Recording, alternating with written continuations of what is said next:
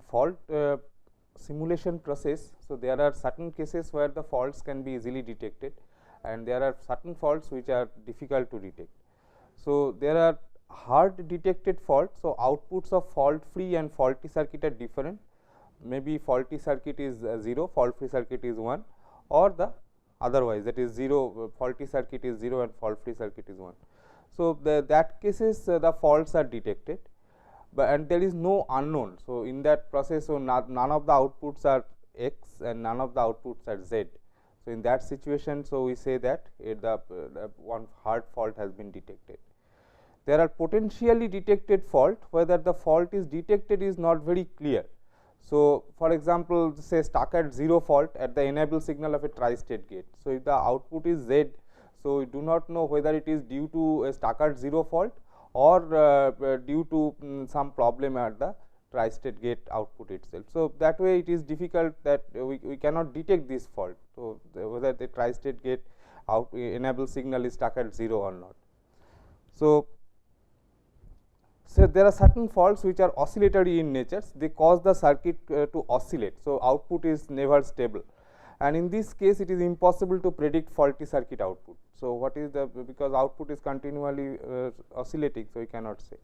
Certain faults are called hyperactive faults, and hyperactive faults are they are catastrophic. So, they cause a lot of events in the circuit. So, as a result fault simulation becomes very time consuming as well as memory consuming.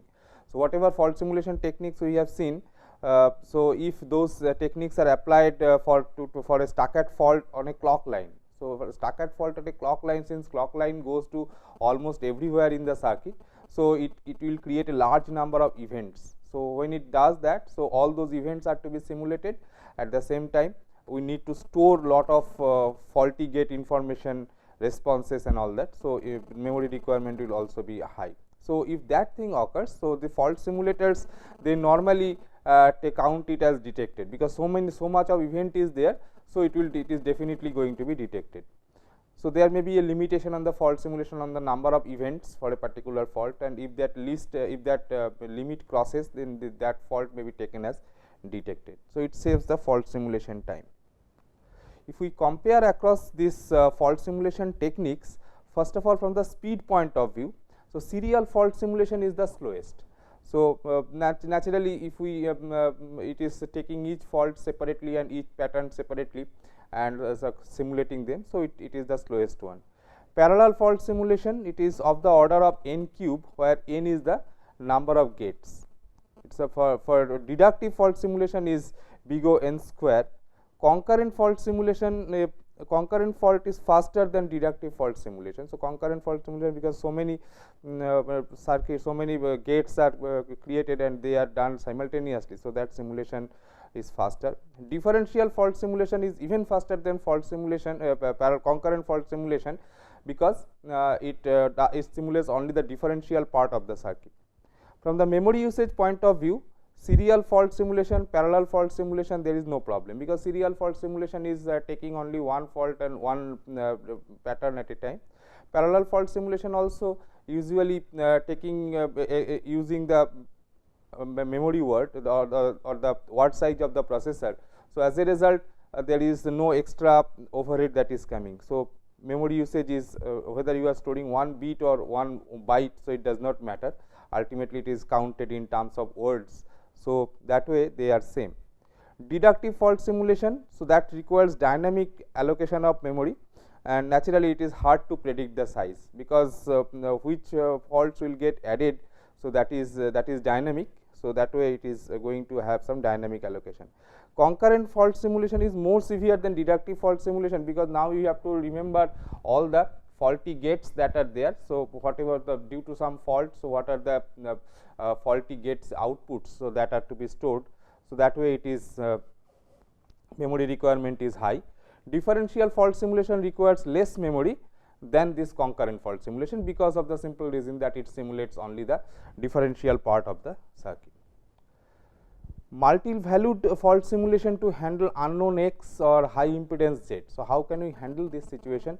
For serial fault simulation, concurrent fault simulation and differential fault simulation, it is easy to do, because there we have got well defined logic by which we define the operations on X and Z, So, accordingly we can handle those situations, but parallel fault simulation is difficult because now in the memory word I need to store x or z. So, that way it becomes a difficult one. Now, delay and functional modeling capabilities. So, serial fault simulation there is no problem, because you can say that okay, after this much time this particular fault this transition is going to occur. So, you can simulate after that time. Parallel fault simulation, deductive fault simulation, so they cannot handle delay and functional modeling faults, because particularly the delay faults, because now if we are trying to model delay fault, then for every discrete time interval, so we need to keep a copy of the circuit. So, that is difficult. Concurrent fault simulation we can do this delay fault testing, and differential fault simulation. So, this is also able to do this delay fault simulation. Sequential circuit. So, serial fault simulation, parallel fault simulation, concurrent fault simulation and differential fault simulation, there is no problem. Parallel pattern single fault propagation. So, this particular case it is difficult. Deductive fault simulation is difficult because there may be many unknowns. So, sequential circuit will create more number of unknowns as there are flip flops. So, due to the increase in the number of unknown, deductive fault simulation is difficult for sequential circuits. This PPSFP and concurrent fault simulators are popular for combinatorial circuits, combinatorial and full scan circuits. Full scan means sequential circuit where all flip flops are connected over a scan chain. So, that becomes a full scan circuit. For those cases, this PPSFP and concurrent fault simulation, so they are popular. Differential fault simulation and concurrent fault simulation, they are popular for sequential circuit. We have seen multiple pass fault simulation. So, because in one pass it creates all the events, in the next pass it does the evaluation. So, this prevents memory explosion problem. So, that way it is good. Distributed fault simulation, so it reduces fault simulation time. So, if we can distribute the overall fault simulation job over a number of computers, so there can be distributed over a number of processors. So, as a result the fault simulation time will get reduced. So, to summarize, fault simulation is very important from many angles, like ATPG. So, if you are trying to develop some automated test pattern generation algorithm, so we need to see about the faults that are already covered by the generated test set, and then we try to augment it by generating further test pattern. So, that way ATPG algorithms, so they very well need this fault simulation. For diagnosis purpose, we need to know what are all the faults detected by a particular pattern. So, we need to identify all those faults for diagnosis purpose. So, that there also fault simulation is important. Fault grading, like how difficult is a fault to capture. So, that way we can grade that type of faults that are present in the circuit. Some faults are hard to detect, some faults are random resistant fault. So, that way there can be several gradings.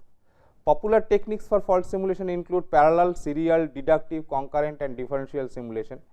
So, what we are looking for in fault simulation is the speed should be high, memory usage should be low, functional blocks we should be able to model, and also we want that sequential circuits also to be treated in fault simulation.